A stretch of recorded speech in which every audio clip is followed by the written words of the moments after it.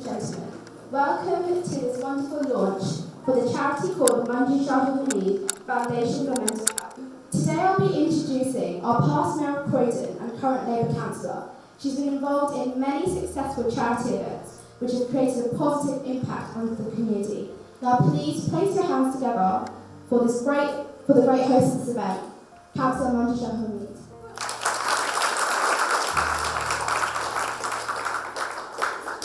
Thank you, Hannah. Madam Mayor and friends, I'm really excited to invite you all and welcome you all to the launch of my charity called Manju Shahul-Hameed Foundation. This is something I have been thinking about even during when I became the Mayor of Croydon. This is something I talked about at my inaugural speech, but never happened. The mayoral year came and gone in 2015. And I realized I was extremely busy with representing the residents, the businesses, the community. And then I went back to my full-time job as a software engineer, looking after my family, continued to engage in the community events, not only in Croydon, but in UK, all over the UK, and also in India as well. Whenever I go back home, I've been invited to different community events. And having my two boys after secondary school, and you can imagine two teenagers at home, how difficult life can be. So hence I didn't get an opportunity to start thinking about setting up a charity. But when I decided to set up the charity, I had a number of conversations with the community, with my friends, with my family, and my colleagues. And I'm really pleased to announce that Madam Mayor, Councillor Tony Les, has agreed to be part of this charity. And also there are a number of community leaders and also professionals who is going to be part of this initiative, and we definitely need your support to support Madam Mayor and I. When I started thinking about the charity, I knew that looking at what's happening around us, mental health is one of the most important issues people talk about, and that is the reason I chose that course.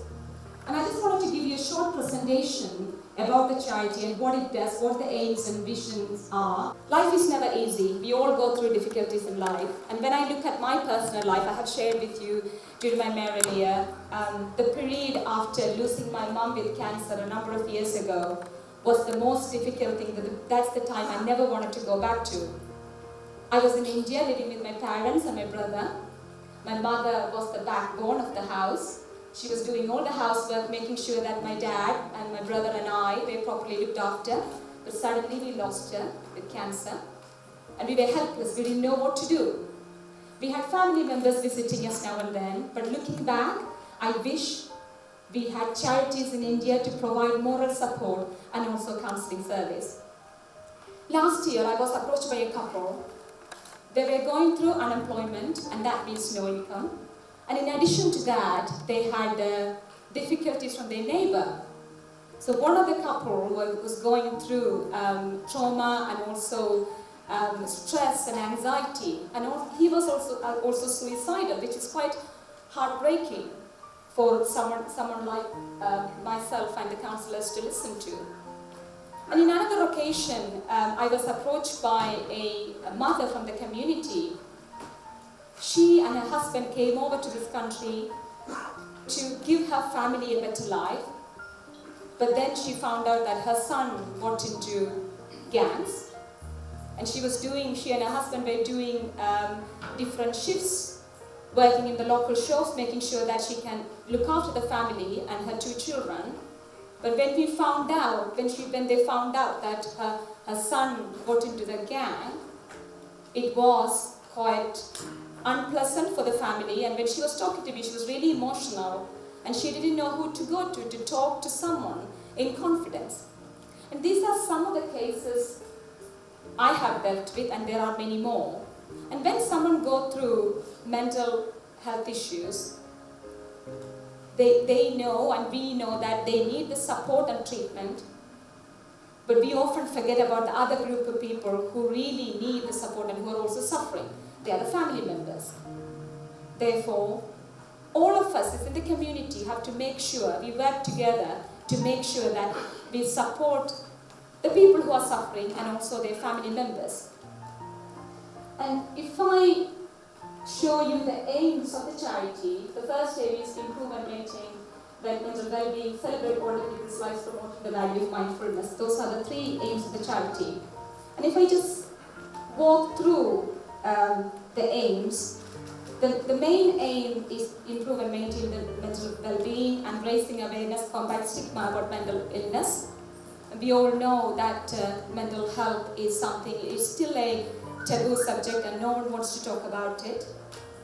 1 in 4 people affected by mental health issues at some point in our life.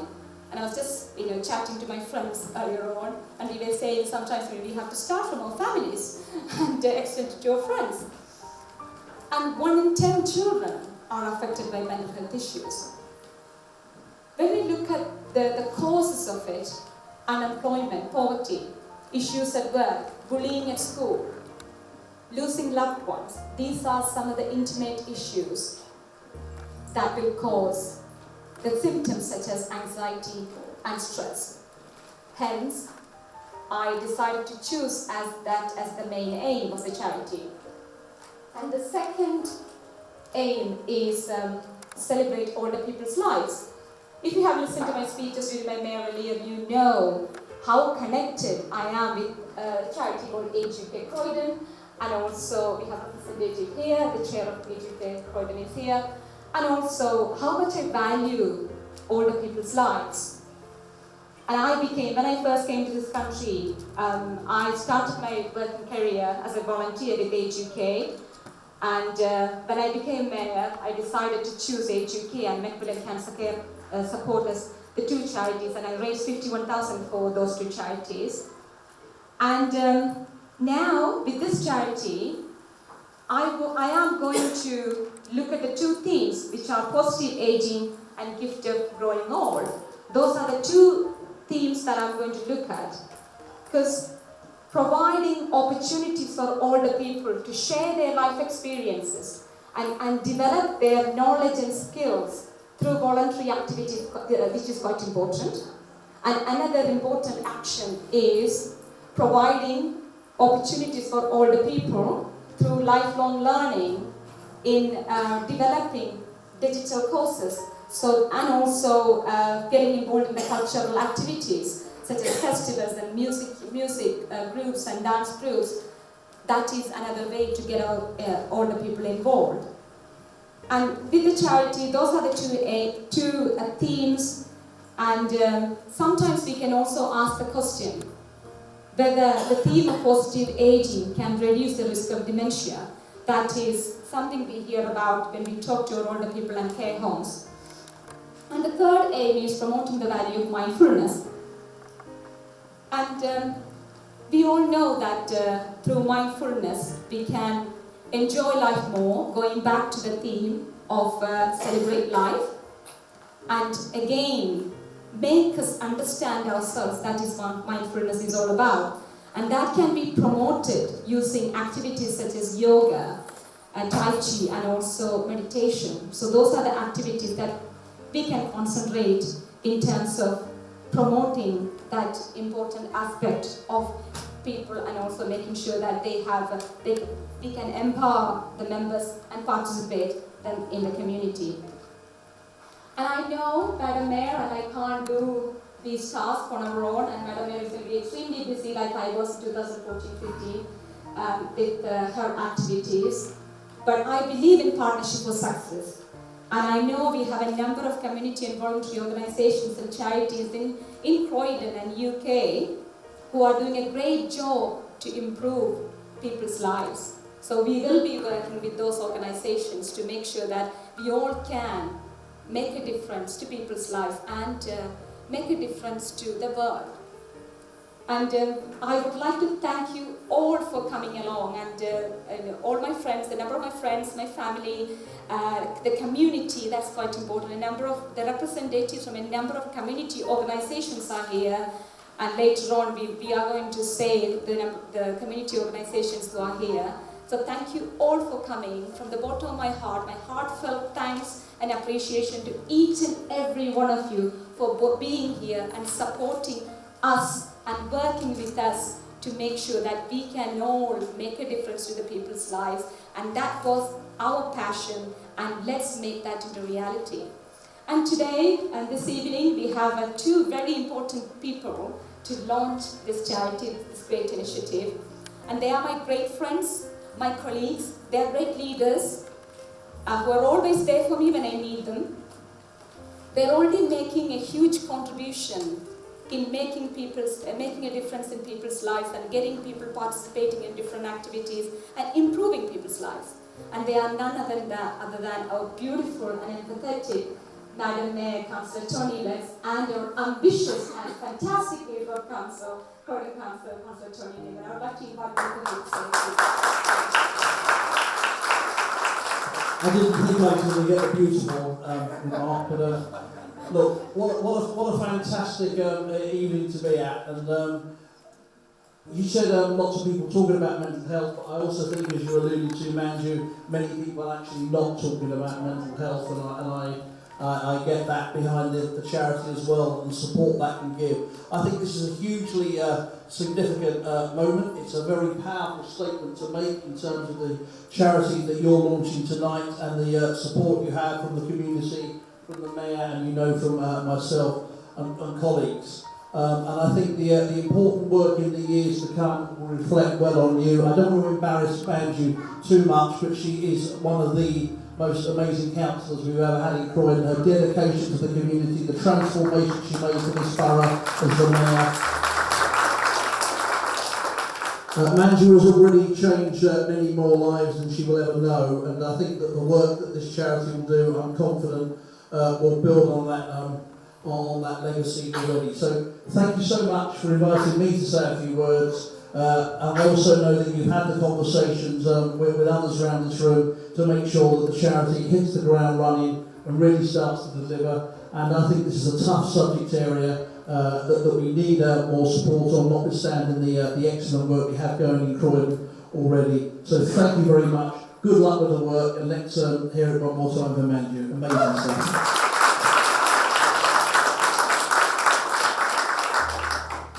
Thank you very much. There's not much more for me to say, really, except to say that Mayor Manju, she's always going to be Mayor Manju. We all love her very dearly. And this is a fantastic project. One of the themes the theme that I took from my mayor review was celebrating Croydon. And I think there's no better way of complementing that than celebrating life, and I hope you all agree.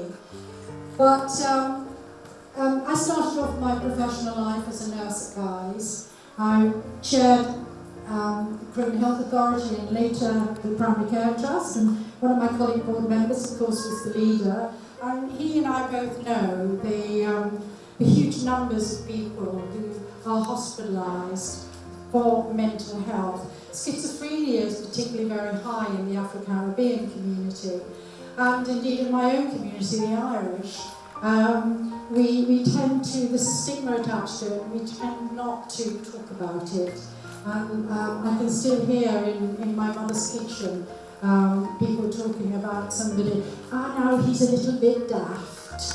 And clearly he was very, very unwell, the gentleman that we're talking about. We know within the Asian community it's certainly not discussed. And I know from friends that it's seen as a stigma. They're stigmatised, they don't want to talk about it. And I know that there have been marriages when the truth is not always told about a boy or a girl involved in that arranged marriage. And I think we have to be far more open about it. We have to say, yes, 1 in 4 of us suffer from mental health, and we've got the director of Croydon Mind here, and he knows far more about the subject matter than I do. But I have to say that it touches every family. And I love the bit about growing old with dignity. What did you say, growing old? Golden year? What was The gift of growing old. The gift of old age. Well, I've had that for a while, so but I think it's a great charity, and I want you all to support it because it does. All of us suffer. All of our families suffer in one way or another. Just one thing that I would like to add to that. I think we have this authority as a piece of work to do with regard to employers in the town, with regards to schools in the town, not in the town, in the borough, and with regards to colleges. Because I think that employers might think someone's, shirking a bit. We're not. They're actually going through a very serious problem. It might be their own mental health, it might be somebody else's in the family. I think we have to make employers aware that mental health, does happen. You do get better, and it may happen again. But, valued employees, value your employees. It's the same with schools, teenage young men and young women, going through all sorts of things, exams, family pressures maybe, frightened of whether they'll get through their exams or not. Very worrying period. I know one of the highest rates, and do correct me if I'm wrong, is I'm looking at the mine director. Do tell me if I'm wrong, but I understand the number of suicides within the medical profession as they go through their medical studies is incredibly high. And I know that 16 young people every day in this country take their own lives, and that's too many. So I think this charity is much, much needed. And as the leader has already said, it will change lives. Manju has changed many, many lives, and it will change lives. And I know that Manju has invited Bushra to be involved in this, and I know through her mosque and her faith groups, and indeed the community groups, because in Croydon we are a community of communities, and it's very special. But I wish you well. Manju, this will be a great success. We will work together, we will work with Bushra, we will work with anybody who wants to work with us. Thank you very much indeed. Thank you. I would now like to invite Mr. Richard Pasiti, Chief Executive of Mind in Croydon, to talk about the importance of mental health to support the community. So Mind in Croydon has actually been the main mental health charity in this borough, and this year's our 50th year, so this is something that we know a lot about. And I have to say, the very visionary people that were involved in setting up our charity 50 years ago, I think had the same kind of characteristics that Manju has got. She's seen something that perhaps other people had seen but didn't quite know what to do about. So I was really pleased when Manju contacted me and said that she was setting up her own charity and she wanted it to be about mental health. Now I know Manju's really smart, and one of the things that she did that was really smart, I think, was to go and talk to a lot of people to make sure that her charity complemented and built on the things that were already happening rather than duplicating or reinventing the wheel. So that's a pretty smart thing to do, I think. So she came along and we had a long conversation about things. One or two things that she said that she was intending to do, I said, I don't think you'll need to do that because there's people already doing it. So she said, fine, that's great. I don't want to reinvent the wheel. I'm going to get on and do the things that I want to do. So that was really good. And she just asked me to say a few words. Some of those things have been alluded to earlier on, the percentage. So 1 in 4 people will experience a mental health problem at some time in their life. So look around the room, work the numbers out. 1 in 6 of us 1 in 6 adults is experiencing a mental health problem today. Look around the room, do the sums. So mental health problems are really, really common, and yet there's still a lot of myth and misunderstanding. So for something that's really common, I think it's quite odd that we don't know as much about it as we should. I'll give you a couple more facts, numbers. I would say that at least 50% of stuff that's presented at general practice is mental health or mental health related. So GPs know all about it. And there's another fact, 10% of people that present to their GP practice are there because they're lonely and isolated. The most significant mental health problem in old age isn't dementia, it's depression, and that depression is related to loneliness and isolation. So that all sounds fairly gloomy, really. So there's lots and lots of mental health problems in the community, and I will make a statement: each one of you will either have a mental health problem or have a friend, family member or work colleague who does. You will not go through your life without coming into contact with this. So given that you're going to come into contact with it, it's worth being aware of stuff and being aware about what we can all do. So people say, oh gosh, that's really gloomy, there's all this mental health problems and difficulties in the community. What are we going to do about that? We haven't got enough doctors, we haven't got enough social workers and so on and so forth. Well, that's true. But the good thing is lots and lots of the solutions about dealing with mental health problems and promoting good mental health are things that we can all do. So that's the good news. So you can all, in your lives, make mental health interventions. And organisations like ours and our colleagues that work in public health use a thing called the 5 ways to well-being. So it's a bit like the messages that you get around physical health, around what you need to do and what you shouldn't be doing. And we know that there are key things that we can all do to promote good mental health. And one of the most important things that you can do is connect with other people. So if people spending time on their own and being lonely and isolated is really bad for their mental health. So anything that you can do as a citizen, a neighbour, a member of a local community that just helps people to be less lonely and less isolated than they previously were is a mental health intervention. And there's lots of other things as well. Getting people to be active, getting people to learn a new skill, getting people to help other people. All of these things are mental health interventions that we can all make that don't require us having to put more burdens on the NHS or social services or whatever it might be. So there's stuff that we can all do. And if you're not quite sure about what help people want, the way you find out is just asking a polite question. It's not complicated. Don't need a diploma in counselling to do it. We've been running services, as I've said, for 50 years. One of the things that we did recently was we spoke to people and we said to them, what are the things that we could provide in a service that you know would help you to stay mentally well? None of them said, I need to see my doctor more often, or I need more medication, or I need more therapy. Very few, I don't think anyone said, I need a structured programme of life skills, please. I didn't hear anyone say that. What people said was, we need somewhere to go with other people so that we're not lonely and isolated.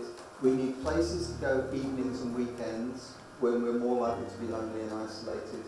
We need help with practical stuff, like if we've got a form that needs filling in, or if we've got to claim benefits and things like that. That's too much to cope with. And the other thing that people said, and I've mentioned this point, and I'll keep mentioning it, that people identified was, we want to enjoy a meal eaten in the company of other people. And I think that's such a profound thing for a group of people to say. You know, we spend a lot of time on our own, we don't sit down with a group of other people and enjoy a meal together. So those kinds of things that we can all do within our communities, within our families, with our neighbours, are things that can have a massive, massive impact on promoting good mental health in the community. So I suppose the take-home messages are, what do you need? Well, you need to know a little bit about mental health. You need to know where the services are for people that need them. But really what you need is to be kind and considerate and caring and just show a bit of love for some of the other people in our community. And if we do that, we can all help to improve the mental health in Croydon. So thank you very much. Finally, I'd like to invite Mrs. Deborah Kopuski, Chair of Age UK Croydon, to talk about supporting our elderly and what difference charities can make to their life. Thank you, Madam Mayor, Councillor Newman, Manju, ladies and gentlemen. I was delighted to be asked by Manju to say a few words at the launch of the charity. For those of you who, like me, have known Manju for some time, it will come as no surprise to you that she has been motivated to set up her own foundation. but it's quite simply the next step on her journey of public service. And given her record of service to the community as a whole, it's also unsurprising that she's chosen a cause to address which is not bounded by age, financial standing, ethnicity or any similar limitation. Rather, she's broaching the importance of mental well-being, which is such a fundamental building block in our lives and our daily routine that it remains unseen and unconsidered until suddenly, for whatever reason, it falls away. Always indiscriminately, often with devastating consequences. A weakening of mental well-being can so easily touch each and every one of us at some point in our lives, often without us really understanding the reasons why. And getting back on an even keel is sometimes very difficult. And as we look around, particularly what has happened in London in the last 3 months, it's easy to understand why we may become less trusting, why we may feel like community is no longer what it used to be, why we may want to become more insular. All this can contribute to the undermining of our mental health well-being, and I'm guessing that this is precisely the kind of thing which Manju wants to address. In particular, I see from the work which we do at Age UK Croydon that social isolation is a very real threat to mental well-being, which can't be treated as a physical ailment. So now's the time to strengthen our community ties, to support those who may need our help and to understand why the world of the 21st century can be such a challenging place in which to live. None of us can forge those paths alone. We need to work together, and it's uplifting to know that there are people like Manju who believe so passionately that by supporting the community and by speaking out, that we will be able to find a better way forward. Manju, you've supported Age UK Croydon as a volunteer and in your mayoral year as a fundraiser for over 20 years, and we're proud to support you in return. I know that your foundation will be a fantastic asset for the people of Croydon and for the borough as a whole. I wish you every success in this tremendous new venture and look forward to working with you to help you with your ambitions. Thank you. Madam Mayor, distinguished guests, and ladies and gentlemen, here ends the formal proceeding of the evening. I'd like to thank each and every one of you to support the launch and a great initiative. Thanks to Hannah Steve for introducing the event. Thanks to all the speakers for delivering inspirational speeches. Special thanks to Reverend Deacon Joyce James and Jameson Johnson for imagining vision for filming the programme voluntarily. Thanks to the Bishop of Croydon, Jonathan Clark, and Colonel Ian Robbie, Mr. Rahul Nanga, First Active Indian High Commission for being here. Thanks to all the councillors, Councillor Alison Butler, Councillor Bruce Scott, Councillor Mark Watson, Councillor Jane Avis, Councillor Wayne Trappers-Bruner, Councillor Mike Felber, Deputy Mayor Croydon, and Councillor Stuart Collins. Thanks to Councillor Philip Abraham, who is the current Mayor of Lawson Council, and Councillor Tom Aditya, Deputy Mayor for Bristol.